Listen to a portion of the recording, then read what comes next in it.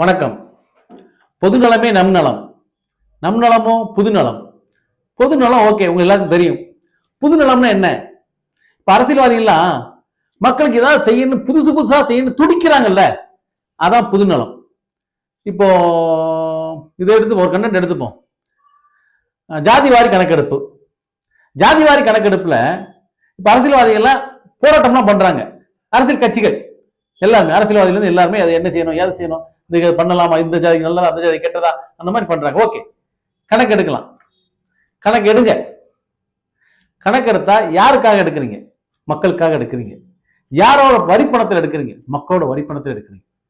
அப்போ ஒரு மக்கள் ஒரு தனி மனிதன் அல்லது மக்கள் மக்கள் நினைக்க விரும்புற மாதிரி இந்த ஜாதிவாரி கணக்கெடுப்பு இருக்கணுமா, இல்ல அரசியல்வாதி விரும்புற மாதிரி இருக்கணுமா?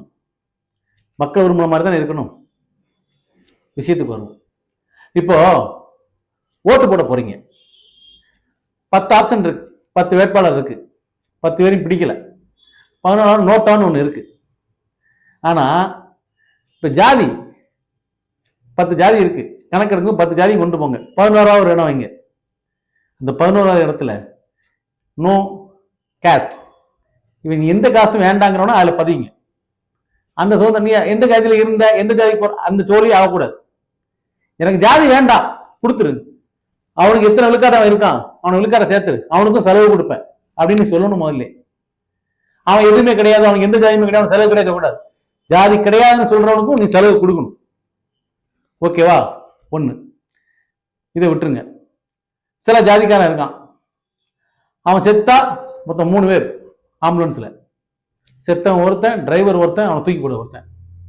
இன்னொரு ஜாதிக்காரன் செத்தா 10,000 பேர். அது என்ன? ஒருத்தன் செத்தா மாலை மரியாதை மணிமண்டபம், ஒருத்தன் செத்தா மணி அடிக்க ஆள் இல்லை. யோசிச்சு பாருங்க. எந்த ஜாதி மெஜாரிட்டியா இருக்கோ அந்த தலைவர் தானா நீ மாலை போடுற, அந்த தலைவர் தானே மணிமண்டபம் கட்டுற. சுதந்திரத்துக்காக உழைச்ச எல்லாரும் கட்டுறியா? மக்களுக்காக உழைச்ச எல்லாரும் கட்டுறியா? எல்லா அரசியல் தலைவருக்கு நீ மாலை போடுறியா? அவன் பிறந்தாலும் தெரியுமா, இறந்தாலும் தெரியுமா உனக்கு? எந்த ஓட்டு போடுறானோ அவனுக்கு தான் செய்யற. பொதுவாவே எல்லாரும், எல்லா தலைவரும், எல்லா அரசியல்வாதியும், எல்லா பொதுநலவாதியும். இப்ப நான் என்ன சொல்ல வரேன், அதான் ட்விஸ்ட்.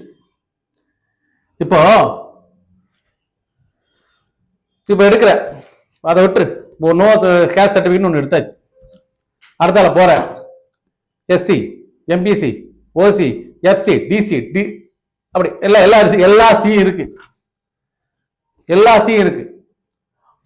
ஒரு மனுஷன் வீட்டுக்குள்ள நீ போற கணக்கெடுக்க, நீ எந்த ஜாதின்னு கேட்கக்கூடாது, நீ எந்த ஜாதியில இருக்க போறீங்கன்னு கேட்கணும்.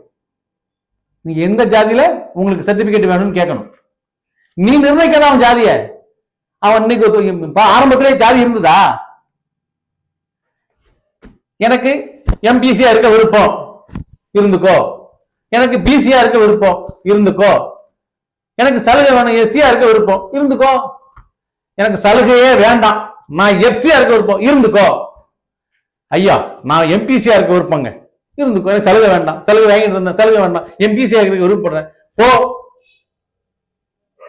கணக்கு விடு. எவன் எங்க பிசியா தான் சேரட்டும். 4 பிரிவா இருந்துட்டு போகுது. தெருவுக்கு 4 பேர் இருக்கான், 40 பேர் இருக்கவனுக்கு நீ மாலை போடுறத எல்லாம் செய்த, அவனுக்கு ஓட்டுக்க, எல்லாம் கொண்டு கொடுக்க, எல்லாம் செய்த. 4 பேர் இருக்கவனுக்கு ஒண்ணுமே தேர்றதே இல்லை. நீ அவனுக்கு 40 பேர் சேர்ந்து அவனும் ஆயிட்டு போறான், நல்லா ஆயிட்டு போறான். உனக்கு என்ன பிரச்சனை? இந்த 4 பேர் இருக்கான்ல, எவனுமே தேக்காம கூக்காம கொடுக்காம 4 பேர் குறைஞ்ச தேவைங்க. அவன் 50 பேர் இருக்கான். எம்பிசி வேற ஜாதியில இது வாங்குறான், அவன் 50 பேர் இருக்கான். இந்த 4 பேர் இருக்கான், கஷ்டப்படுறான். அந்த 50-100 பேர்த்தையும் அடிபடுறான். அவனுக்கு என்ன சலுகை இருக்கு நாட்டுல? அவன் எந்த ஜாதி தேவை அந்த ஜாதி சேர்ந்துட்டு போறான். நீ சர்டிபிகேட் கொடு, கணக்கெடுக்க நீ சர்டிபிகேட் கொடு, கணக்கெடு, நீ சர்டிபிகேட் கொடு. அவனை மாத்தி விட்டுரு. மதம் மாறுறான்ல, ஜாதி மாறுறான், என்ன தப்பு? கஷ்டப்படுறவன் ஒரு பெரிய ஜாதியோட சேர்ந்து அவன் நல்லா இருந்துட்டு போறான். தொழில் தேர்ந்தெடுத்தானங்க ஜாதி வந்தது, ஜாதி முளைக்கும் போதே வந்ததா? அப்ப ஜாதி கண்டிப்பா இப்படி பிறந்த ஜாதி தான் இருக்குன்னா அப்படி நீ யாரையும் பிரிக்க கூடாது. அவன் ஜாதி என்ன, அவன் ஜாதியில இருக்கணும். அவன் ஜாதிக்குள்ள இதுக்கெல்லாம் நீ கொடுக்கணும். காப்பு திருமணத்துக்கு நீ தேவை கொடுக்க கூடாது. ஜாதி மாறினா விட்டுரு. ஜாதி மட்டும் மாறக்கூடாது. இது அவங்க என்ன கவர்மெண்ட் எப்படி சொல்றது? அது யார் நிர்ணயிக்கிறா? நிர்ணயிக்க கூடாது. ஜாதி வாரி கணக்கெடுக்கியா விடு, என்ன ஜாதி வேணுமோ கொடு, சர்டிபிகேட் அடிச்சு கொடுத்துரு, ஆட்டோமேட்டிக்கா ஜாதி அழிஞ்சு போய்ங்க.